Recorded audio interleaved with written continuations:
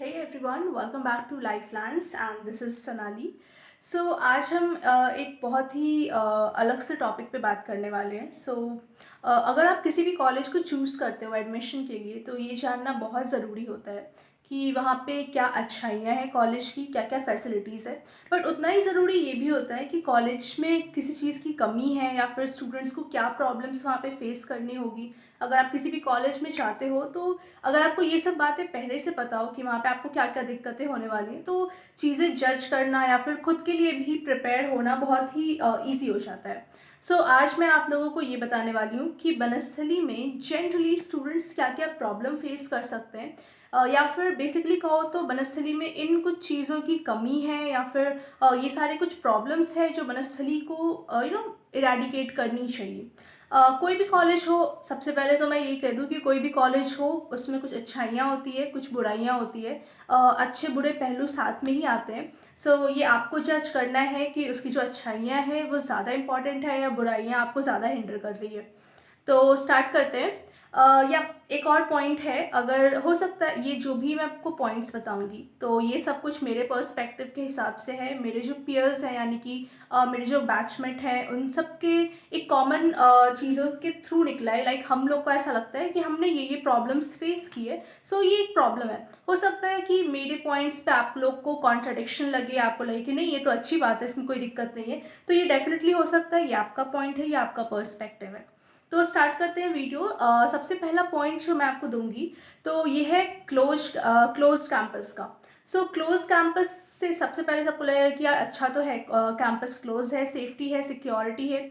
पहली बात तो मैं बोल दूँ, ऐसा नहीं है कि बाकी जो कैंपसेस दुनिया में या फिर इंडिया में कहीं भी ओपन है तो उनमें सेफ्टी सिक्योरिटी नहीं है। बट ठीक है, अच्छी बात है क्योंकि बाहर वैसे भी इलाका थोड़ा सुनसान और जंगल टाइप का ही है, तो कैंपस ओपन करने का कोई खास मतलब नहीं था। जयपुर आने में 2 से 3 घंटे लगते हैं, तो ठीक है, कोई दिक्कत ज़्यादा नहीं है क्लोज कैंपस से। आई एग्री, सेफ्टी सिक्योरिटी की इश्यूज़ काफ़ी मैटर करती हैं। कम्प्लीटली वुमेंस यूनिवर्सिटी है, नो डाउट।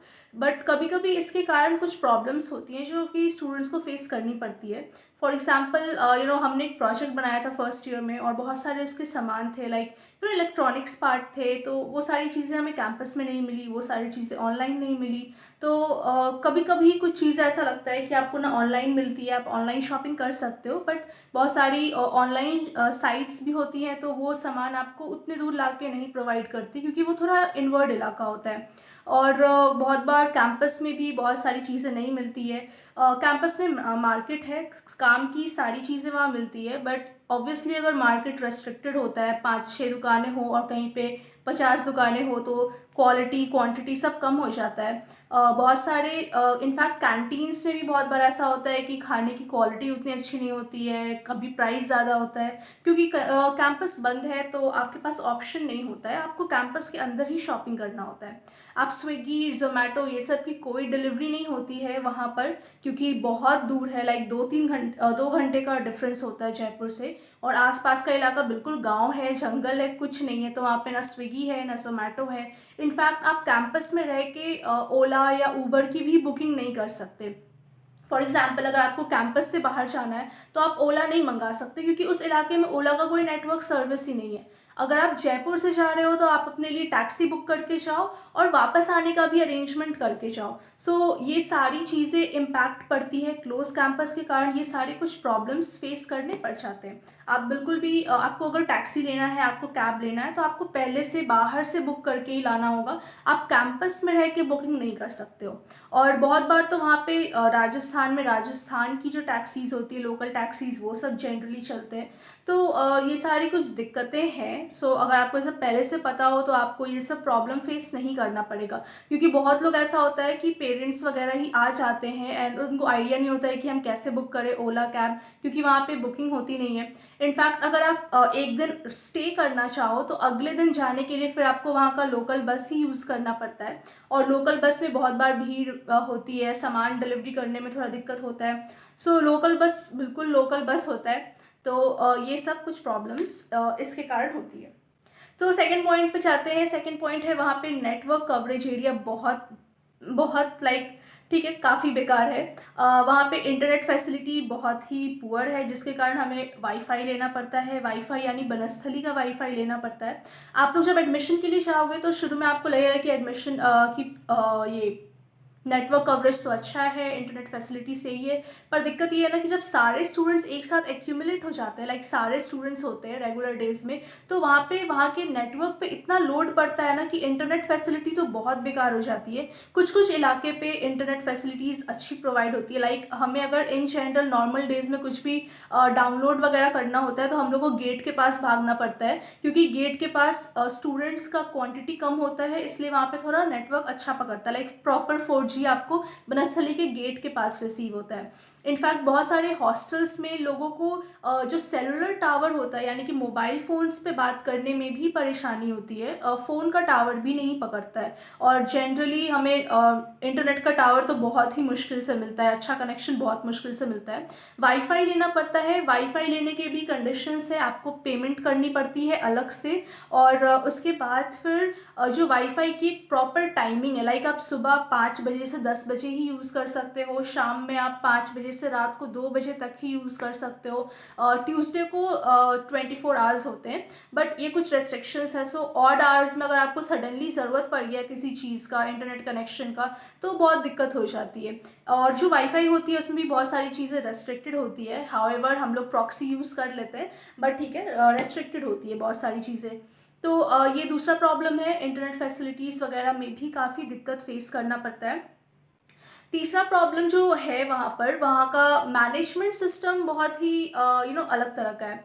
आज के ज़माने में जहाँ पे हर चीज़ ऑनलाइन हो रहा है, वेल अभी तो कोरोना का टाइम है, तो आपको लग रहा होगा कि हर चीज़ ऑनलाइन है तो आपको उतना प्रॉब्लम नहीं हो रहा होगा। पर जब कोरोना नहीं था, यानी कि जब चीज़ें ऑफलाइन होती थी, तो वहाँ पे एक एक काम बिल्कुल पेपर पेन पे होता है।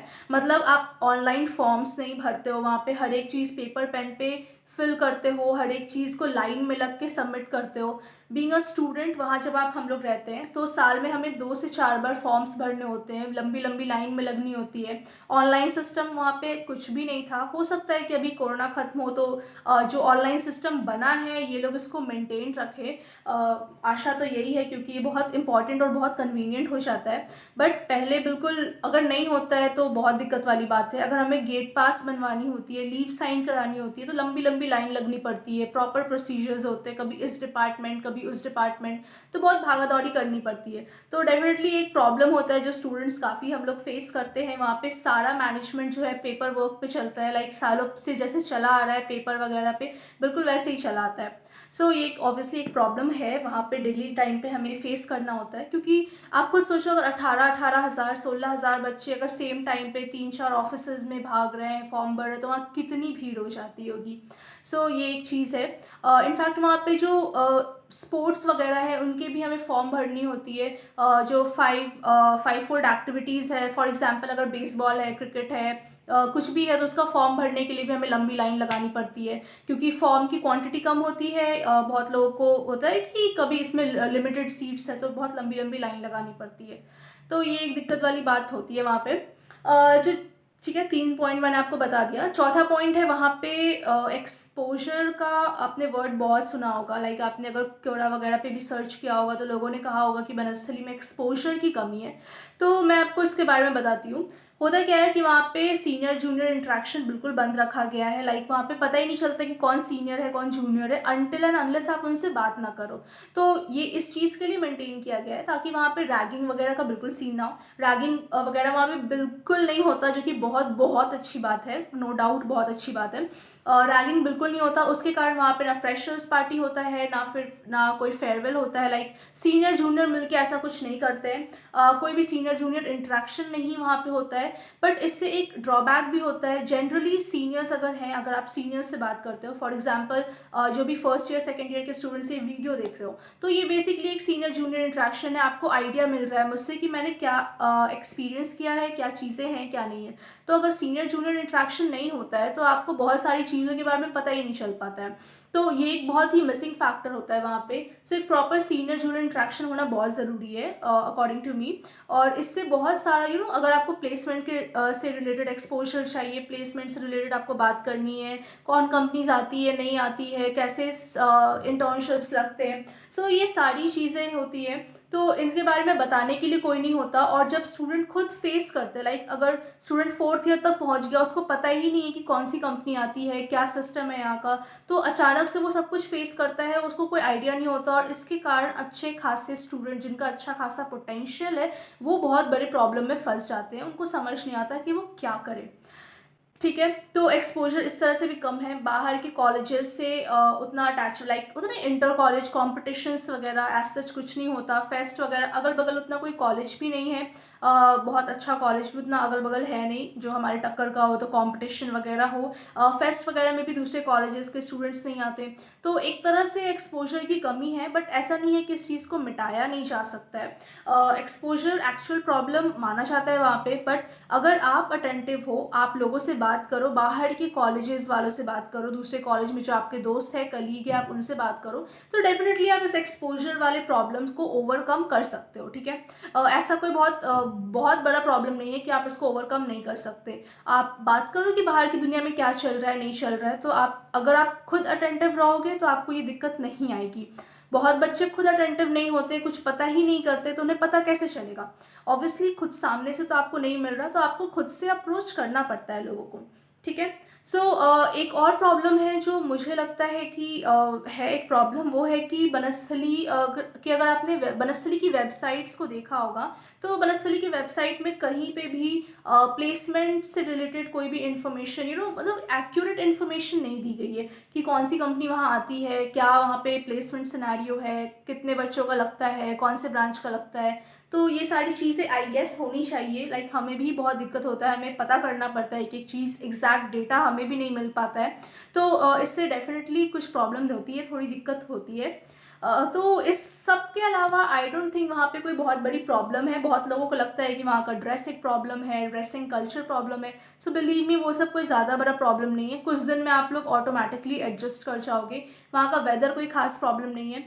हो सकता है कि आप वहाँ जाओ तो वहाँ पे आपको फूडिंग हैबिट पसंद आए, वहाँ का पानी आपको पसंद आए, क्योंकि ऑब्वियसली राजस्थान है तो वहाँ पे सारे प्योरीफाइड वाटर्स आते हैं, तो आपको मे बी पसंद ना हो। तो ये सारे प्रॉब्लम्स तो बहुत बेसिक है। लाइक कोई भी स्टूडेंट कहीं भी अगर रीलोकेट करेगा तो उनको ये सब फेस करना पड़ता है। सो बेसिकली ये कुछ प्रॉब्लम्स हैं। इन सारे प्रॉब्लम्स में द ओनली प्रॉब्लम जो मुझे लगता है वो है थोड़ा एक्सपोजर की कमी है। बनस्थली को थोड़ा अपने बारे में ट्रांसपेरेंसी रखनी चाहिए, अपने प्लेसमेंट से रिलेटेड चीज़ों के बारे में। बट मे बी मुझे ऐसा लगता है कि कोरोना के बाद शायद ये चीज़ें कम हो थोड़ी, क्योंकि अब सारी चीज़ें ऑनलाइन हो गई है, तो मे बी इस चीज़ को वो लोग मेंटेन रखें। सो आई होप आपको मेरी आज की वीडियो पसंद आई हो, हेल्पफुल लगी हो, तो चैनल को लाइक शेयर एंड सब्सक्राइब ज़रूर करें। मिलते हैं आपसे अगले वीडियो में।